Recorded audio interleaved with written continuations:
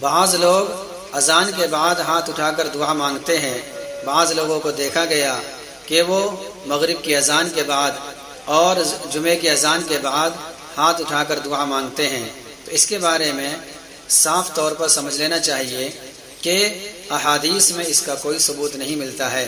اس لیے اذان کے بعد دعا مانگنا یہ بالکل بھی درست نہیں ہے، چونکہ دین نام ہے اللہ اس کے رسول کی اطاعت کا۔ جہاں جو چیز ثابت ہوگی اس پر عمل کیا جائے گا، اور جو چیز ثابت نہیں ہوگی اس پر اگر عمل کیا جائے گا تو یہ کہا جائے گا کہ اپنی منمانی کی جا رہی ہے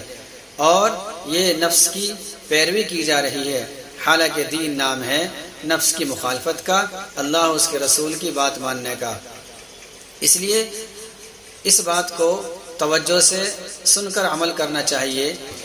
اذان کے بعد بالکل بھی ہاتھ اٹھا کر دعا نہیں مانگنی چاہیے، بلکہ اس سے